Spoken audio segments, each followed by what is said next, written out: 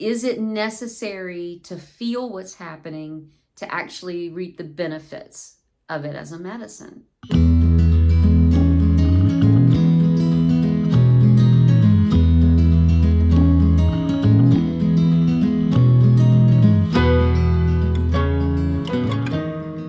want to talk to you about this because, okay, first we had the issue of people not feeling like they get anything out of Amanita, right?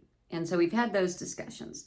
And one of the things that emerged from that, and I've got videos about that, is using cannabis. The majority of people that use it, even occasionally, like a couple of times a week, have a really hard time getting or feeling anything from it. There are people, and I would say now like 25%, just to throw a number out there to give you an idea, use cannabis, but still can feel things from Amanita. But I want to talk to you today about whether you feel something when you take Amanita versus getting the long-term benefits, even the short-term benefits from it. And the good news is, I think just about everybody that doesn't feel necessarily anything, and we'll talk about all that, what that means in just a second, is still coming back to me and going, yeah, but is this normal? And then they'll tell me the same benefits that other people get from microdosing and macrodosing, or taking it long term, or a year later, 2 years later of working with it. High doses or daily doses of like ibotenic acid, and then stopping, and then taking it and then stopping, versus like macrodosing, the tea, versus like a high dose of muscimol.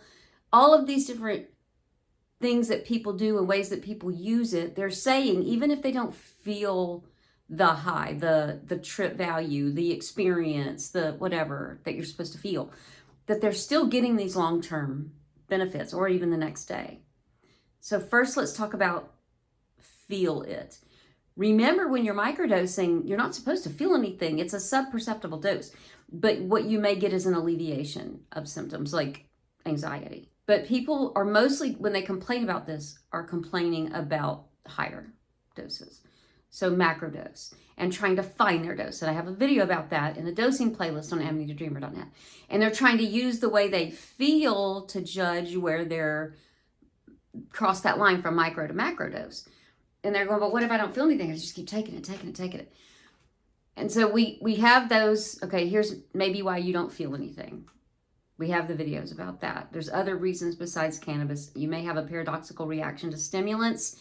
And if you're taking something heavily loaded in ibotenic acid and it makes you actually calm down, that's a thing. But then the question, and I've seen this question raised to other entheogens also, and the consensus was the same with those as well.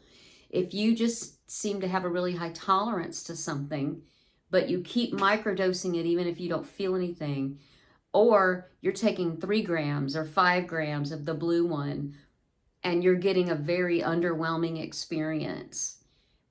But is it necessary to feel what's happening to actually reap the benefits of it as a medicine? And the consensus is no, and I think that's going to be the same consensus with Amanita. I think that's true here too, because it's what I keep hearing. Obviously, if you have a different experience, I want to hear about it in the comment section. But it seems to be the case that people who are microdosing with Amanita, and I'm writing a book on dosing, that's a workbook and information book on dosing Amanita. I don't even want to give a date for release, but right now it's February of 2023, and I'm working with Ryan, who is helping me transcribe spoken word and helping sort of edit and layout and stuff. So we're working as quickly as we can, trying to get our schedules organized to try to get this put out, because so many of you are asking for this kind of help. I'm working on it. In the meantime, when I teach dosing classes, these are the questions that we get asked them, that we talk about the most, that I get asked the most, and that's about, yeah, but even though I didn't feel much of anything, when I microdose, I notice now I sleep so much better. I dream so much more, or I wake up feeling amazing. I have so much more motivation. My depression is gone, and it's been replaced with so much love. I feel love for myself, feel compassion for people and empathy for people. I'm living through my heart. You know, all the things that we know Amanita can do, people are still reporting that they're getting those results from it. Even if you need to macro dose, again, you can see the how to find your dose video on AmanitaDreamer.net, that you can still macro dose.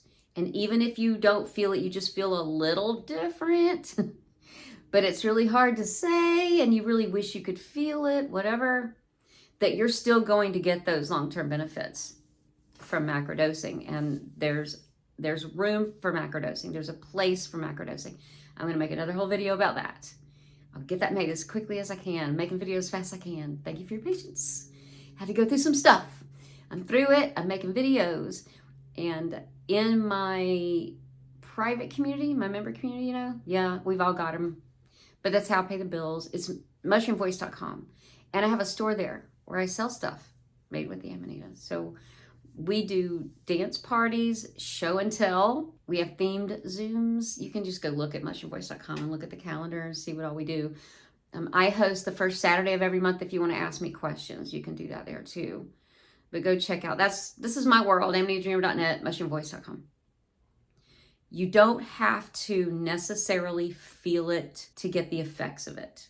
I believe Amanita is just as complex and hits many complex systems, and we talk about those systems in our Zooms.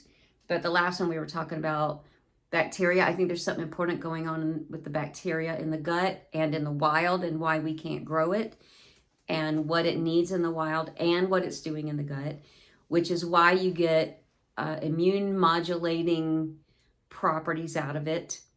And I want to be really careful about what I say there because I don't want to get censored. The other entourage effects of the other things that are in it.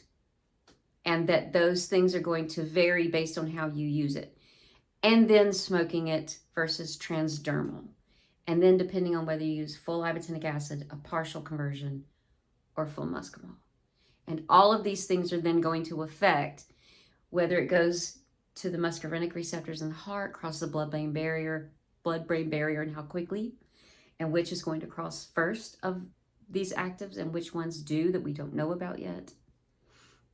Okay, I've talked too long. Thank you for being here yet again with me, and I love you, beautiful people.